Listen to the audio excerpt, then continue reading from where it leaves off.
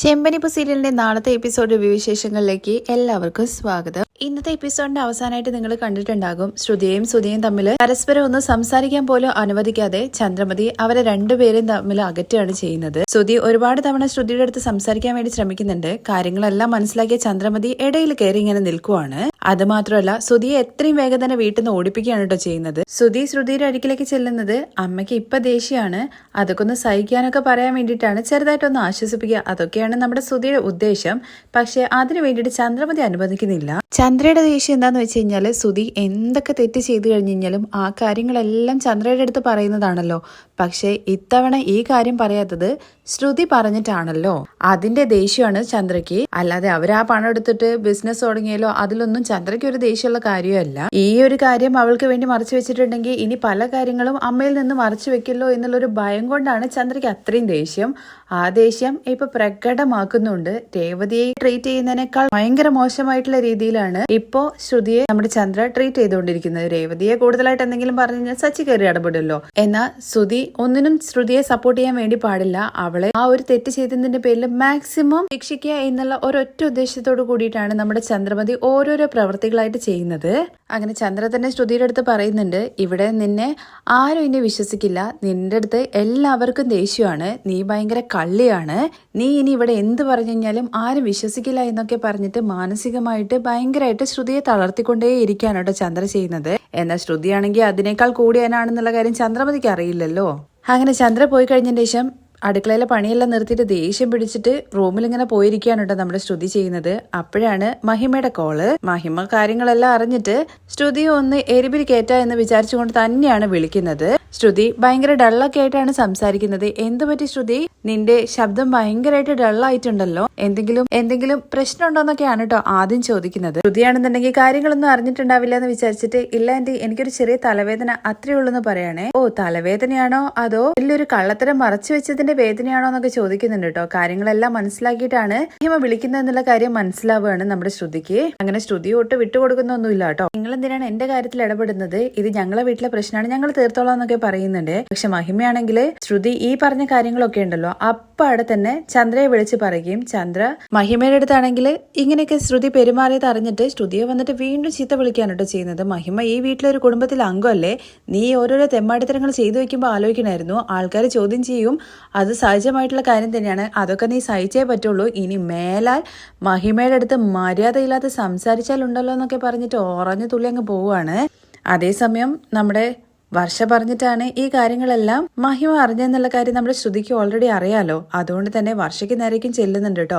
വർഷയും ഒട്ടും വിട്ടുകൊടുക്കുന്നൊന്നുമില്ല. പക്ഷെ അവർ തമ്മിലുള്ള അടി ഒഴിവാക്കാൻ വേണ്ടിയിട്ട് രേവതി ഇടപെടുന്നൊക്കെ ഉണ്ട് അതിന്റെ ഇടയ്ക്ക്. അതെല്ലാം കഴിഞ്ഞ് നമ്മുടെ ശ്രുതിയെ വീണ്ടും ഇതുപോലെ തന്നെ വീട്ടിലെ പണിയൊക്കെ എടുപ്പിച്ച് എല്ലാവരും അലക്കിപ്പിച്ച് ഒക്കെ അങ്ങനെ പോയിക്കൊണ്ടിരിക്കുന്ന സമയത്താണ് നമ്മുടെ അച്ഛമ്മ വിഷു ആഘോഷത്തിന്റെ കാര്യങ്ങളൊക്കെ പറഞ്ഞുകൊണ്ട് നമ്മുടെ രവിയെ വിളിക്കുന്നത് കേട്ടോ. രവിയാണെങ്കിൽ ഇവിടെ നടന്ന സംഭവങ്ങളൊന്നും അമ്മയുടെ അടുത്ത് പറഞ്ഞിട്ടില്ല. പക്ഷെ നമ്മുടെ സച്ചി ഓൾറെഡി അച്ഛമ്മയെ എല്ലാ കാര്യങ്ങളും അറിയിച്ചിട്ടുണ്ടായിരുന്നു. ശ്രുതിയെ അമ്മ ഇപ്പോ രേവതിയേക്കാളും മോശപ്പെട്ട രീതിയിലാണ് നടത്തുന്നത് എന്നുള്ള കാര്യമൊക്കെ അറിയാവുന്നതുകൊണ്ട് തന്നെ അച്ഛമ്മ രവിയെ വിളിച്ചുകൊണ്ട് വിഷു ആഘോഷങ്ങളെ കാര്യങ്ങളൊക്കെ കുറിച്ചൊക്കെ അന്വേഷിക്കുന്നുണ്ട്. അമ്മ വീട്ടിലോട്ട് വാ എന്നാണ് രവി പറയുന്നത്.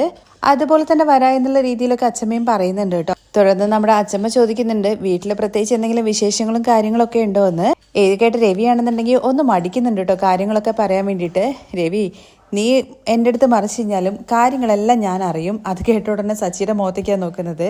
അതെ അച്ഛാ, എല്ലാം ഞാനാ പറഞ്ഞെന്നുള്ള മട്ടിലൊരു ചിരിയോട് കൂട്ടിയിട്ട് നമ്മുടെ സച്ചി അവിടെ നിൽക്കുന്നുണ്ട് കേട്ടോ. അങ്ങനെ അച്ഛമ്മ വരുന്നു എന്നുള്ള കാര്യം മനസ്സിലാക്കുമ്പോഴേക്കും ശ്രുതിക്കാണെങ്കിൽ ഭയങ്കരമായിട്ട് ടെൻഷൻ ആവുന്നുണ്ട്. പിറ്റേ ദിവസം രാവിലെ തന്നെ അച്ഛമ്മ അങ്ങോട്ടേക്ക് വരുവാണേ. ചന്ദ്രമതിയാണെന്നുണ്ടെങ്കിൽ ഭയങ്കര ഗംഭീര സ്വീകരണമൊക്കെയാണ് അച്ഛമ്മയ്ക്ക് കൊടുക്കുന്നത്. അച്ഛമ്മ വന്ന ഉടനെ തന്നെ ശ്രുതിയുടെ അടുത്ത് പോയിട്ട് വെള്ളം എടുത്ത് കൊടുക്കാനൊക്കെ പറയണേ. ഇത് കേട്ടിട്ട് അച്ഛമ്മയ്ക്ക് തന്നെ ഭയങ്കര ഞെട്ടലാവുന്നുണ്ട്. കാരണം എന്താണീ നോക്കി നിൽക്കുന്നത്, അച്ഛമ്മ വന്ന് കണ്ടില്ലേ, പോയിട്ട് വെള്ളം എടുത്ത് കൊടുക്കടി എന്നൊക്കെ പതിവായിട്ട് രേവതിയുടെ അടുത്താണല്ലോ പറയുന്നത്. എന്നാൽ രേവതി നീ അവിടെ നിന്നോ, അവൾ എടുത്ത് കൊടുത്തോളൂ എന്നൊക്കെ പറഞ്ഞിട്ട് രേവതിയുടെ അടുത്ത് ഇങ്ങനെ സംസാരിക്കുന്ന രീതിയും ചന്ദ്ര ശ്രുതിയെ ട്രീറ്റ് ചെയ്യുന്ന രീതിയൊക്കെ കണ്ടിട്ട് അച്ഛമ്മയ്ക്ക് തന്നെ ഭയങ്കര അത്ഭുതമായിട്ട് തോന്നുന്നുണ്ട് കേട്ടോ.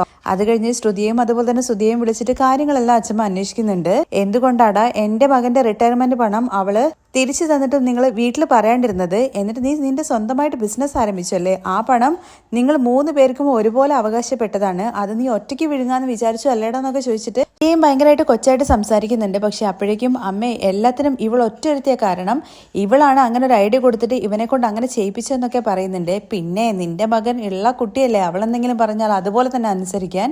നിന്റെ മകനെ കുറിച്ച് ചന്ദ്രയെ എനിക്കും അറിയാവുന്നതല്ലേ. അവൻ ഈ പണം എടുത്ത് ഓടിപ്പോയത് കൊണ്ടല്ലേ ഇങ്ങനെയൊക്കെ സംഭവിച്ചത്. ആ പണം തിരികെ വന്നിട്ടുണ്ടായിരുന്നെങ്കിൽ അത് ഉറപ്പായിട്ടും രവിയായിരുന്നു അവനെ ഏൽപ്പിക്കേണ്ടത്. എന്നിട്ട് അവൻ വേണ്ട കാര്യങ്ങൾ ഇവന് ചെയ്തു കൊടുക്കുമായിരുന്നു. എന്നാൽ ഇവന് തീരെ ബുദ്ധിയില്ല അങ്ങനത്തെ കാര്യങ്ങളൊന്നും പറഞ്ഞു കൊടുക്കാൻ വേണ്ടിയിട്ട്. ഇവൻ പറ്റിച്ചത് ഇവന്റെ അച്ഛനും അമ്മേനെ എന്നുള്ള കാര്യത്തെക്കുറിച്ച് ഇവന് ബോധം വേണമെന്നൊക്കെ പറഞ്ഞിട്ട് ശ്രുതിയെയും ഭയങ്കര കുറ്റപ്പെടുത്തുന്ന രീതിയിലൊക്കെയാണ് കേട്ടോ സംസാരിക്കുന്നത്. ആ സമയത്ത് ശ്രുതിയെ ഒരു സപ്പോർട്ട് ചെയ്യുന്ന രീതിയിലും അച്ഛമ്മ സംസാരിക്കുന്നുണ്ട്. കാരണം രണ്ടുപേരും ഒരുമിച്ച് തെറ്റ് ചെയ്തിട്ട് നീ ഒരാളെ മാത്രം ശിക്ഷിക്കുന്നത് തെറ്റാണെന്നുള്ള കാര്യം ചന്ദ്രയുടെ മുഖത്ത് നോക്കി പറയുന്നുണ്ട്. അത് മാത്രമല്ല, എപ്പം നോക്കി കഴിഞ്ഞു കഴിഞ്ഞാൽ നീ രേവതിയും അതുപോലെ തന്നെ സച്ചിയും എപ്പം നോക്കി കഴിഞ്ഞു കഴിഞ്ഞാലും നീ രേവതിയെ തരം താഴ്ത്തി സംസാരിക്കാറുണ്ടല്ലോ. നീ കൂട്ടിക്കൊണ്ടുവന്ന മരുമകളല്ലേ ഇവള്, അവളെ കുറിച്ച് തന്നെയാണോ ചന്ദ്ര നീ ഈ പറയുന്നതെന്നൊക്കെ ചോദിക്കുമ്പോൾ ചന്ദ്ര ആകെ എന്തോ പോലെ ആവുന്നുണ്ട്. എപ്പോൾ നോക്കിക്കഴിഞ്ഞു കഴിഞ്ഞാലും നീ രേവതിയെ ചവിട്ടി താത്തിക്കൊണ്ടും അതുപോലെ തന്നെ ശ്രുതിയെ തലയിലേറ്റിക്കൊണ്ടും അല്ലേ നടക്കാറുണ്ടായിരുന്നത്. അങ്ങനത്തെ നിനക്ക് ചന്ദ്ര ഇത് തന്നെ കിട്ടണം എന്നൊക്കെ പറഞ്ഞിട്ട് അച്ഛമ്മ ചന്ദ്രയ്ക്ക് നന്നായിട്ട് കൊടുക്കുന്നുണ്ട് കേട്ടോ. ശ്രുതി ചെയ്തത് തെറ്റല്ല എന്നൊന്നും അച്ഛമ്മ പറയുന്നില്ല. പക്ഷെ ശ്രുതിയും അതുപോലെ തന്നെ ശ്രുതിയും കൂടി ചേർന്ന് ചെയ്ത തെറ്റിന് ഒരിക്കലും ശ്രുതിയെ മാത്രം നീ ശിക്ഷിക്കുന്നത് ശരിയല്ല എന്നാ പറയുന്നത്. നിന്റെ മോൻ എന്ത് തെറ്റ് ചെയ്ത് കഴിഞ്ഞാലും നിനക്ക് അത് തെറ്റായിട്ട് തോന്നില്ല. ആ തെറ്റും കൂടി മറ്റുള്ളവരുടെ നേർക്ക് ചാർത്താനേ നീ ശ്രമിക്കാറുള്ളൂ. ഇപ്പോഴെങ്കിലും ചന്ദ്രേ നീ മരുമക്കളെ 3 പേരെയും ഒരുപോലെ കാണാൻ വേണ്ടിയിട്ട് നീ പഠിക്കണം എന്നൊക്കെ പറഞ്ഞിട്ട് അച്ഛമ്മ കുറെ ഉപദേശങ്ങളൊക്കെ നമ്മുടെ ചന്ദ്രയ്ക്ക് കൊടുക്കുന്നുണ്ട്. ശ്രുതിയോടുള്ള ദേഷ്യവും കൂടുകയാണ് കേട്ടോ നമ്മുടെ ചന്ദ്രയ്ക്ക് ചെയ്യുന്നത്. കാരണം എന്താണെന്ന് വെച്ചാല് ശ്രുതി കാരനാണല്ലോ ഇപ്പൊ അച്ഛമ്മയുടെ വായിലിരിക്കുന്നതും കൂടി കേട്ടത്. നീ നന്നായിരുന്നെങ്കിൽ ഇന്നിപ്പോ ഇങ്ങനെയൊന്നും സംഭവിക്കില്ലായിരുന്നു എന്നൊക്കെ പറഞ്ഞിട്ട് ചന്ദ്രമതി വീണ്ടും ശ്രുതിയെ കുറ്റപ്പെടുത്തുകയും ആ വീട്ടിലെ ജോലിയെല്ലാം ചെയ്യിപ്പിക്കുകയൊക്കെ ചെയ്യുന്നുണ്ട് കേട്ടോ.